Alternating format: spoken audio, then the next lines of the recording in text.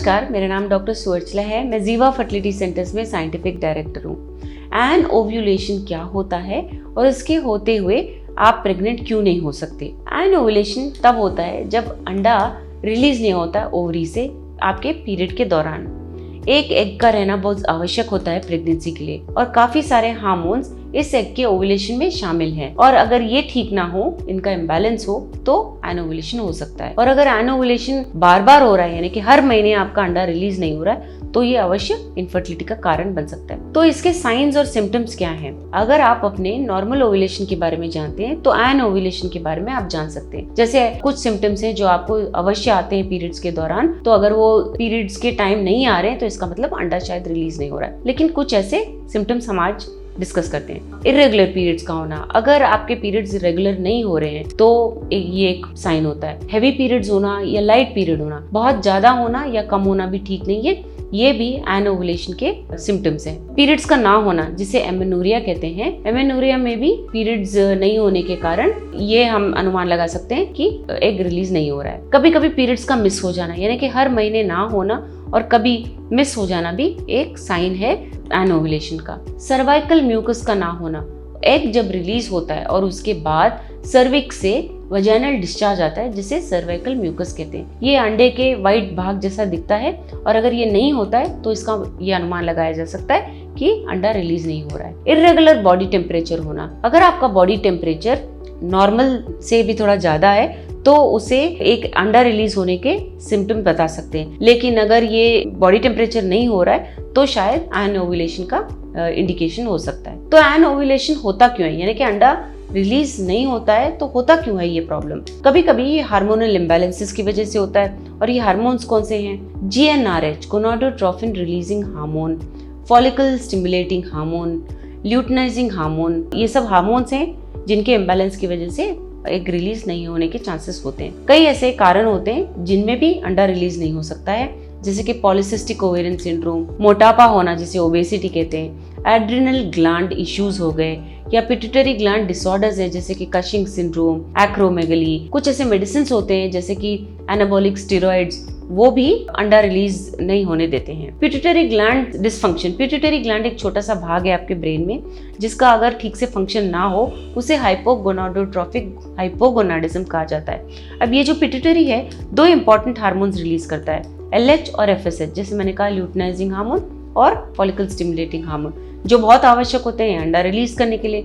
और अगर जब पिट्यूटरी ग्लैंड ठीक से LH और FSH रिलीज नहीं करता तो अंडा भी रिलीज नहीं होता है। तो कुछ ऐसे कारण होते हैं जहाँ पिट्यूटरी ठीक से काम नहीं कर रहा होता है। कब होता है ये? बॉडी वेट बहुत कम होना, यानी कि बॉडी मास इंडेक्स बहुत कम होना, बहुत ज्यादा एक्सरसाइज कर रही है अगर महिला बहुत लंबे वक्त तक और बहुत इंटेंस है वो एक्सरसाइज और वर्कआउट, तो भी ये प्रॉब्लम हो सकता है। पिट्यूटरी ग्लैंड में ट्यूमर अगर हो, डैमेज अगर हो गया है पिट्यूटरी ग्लैंड में, तो भी हो सकता है। और अगर हाई लेवल्स ऑफ प्रोलैक्टिन हो, यानी कि हाइपर प्रोलैक्टोनीमिया, ये भी एक प्रॉब्लम होता है। नाउ प्रोलैक्टिन ये एक ऐसा हार्मोन है जो आपका पिट्यूटरी ग्लैंड रिलीज करता है और ये बहुत इंपॉर्टेंट है ब्रेस्ट मिल्क प्रोडक्शन के लिए, यानी कि जब माँ अपने बच्चे को दूध पिला रही होती है तब ये हार्मोन ज्यादा होता है। और जब ये हार्मोन ज्यादा होता है तो ये LH और FSH नामक हार्मोन को दबा देता है, यानी कि उसका रिलीज नहीं होता है, जो बहुत आवश्यक है ओव्यूलेशन के लिए। इसीलिए जब प्रोलैक्टिन लेवल्स हाई होते हैं ब्लड में तो एन ओव्यूलेशन होता है, यानी कि अंडा रिलीज नहीं होता है क्योंकि FSH और LH ठीक से रिलीज नहीं हो पाते हैं। तो ये हाइपर प्रोलैक्टिनेमिया कब होता है?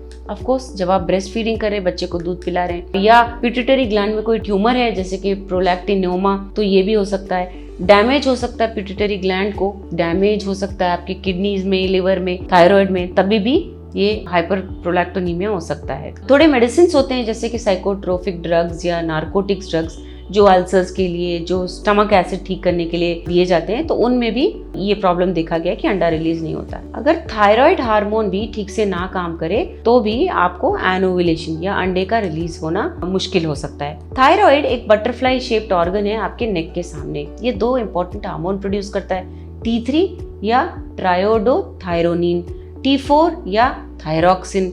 ये बहुत जरूरी हार्मोन होते हैं आपके बॉडीली फंक्शन के लिए। अगर लो लेवल थायरॉक्सिन हो गया आपके बॉडी में तो प्रोलैक्टिन इंक्रीज हो सकता है। अभी जैसे हमने बात किया, प्रोलैक्टिन इंक्रीज होने से LH और FSH दब जाते हैं जिससे अंडा रिलीज नहीं होता।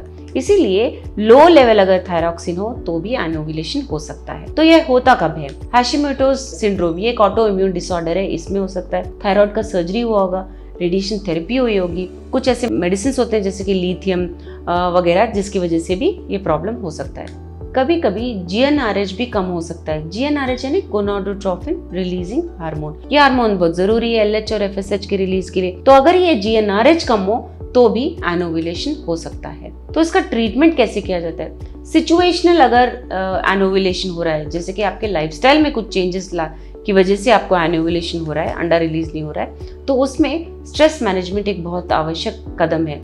अगर आप अपना स्ट्रेस मैनेज कर सकते हैं तो भी इससे योगा मेडिटेशन वगैरह से आप एनोवुलेशन को रिवर्स कर सकते हो।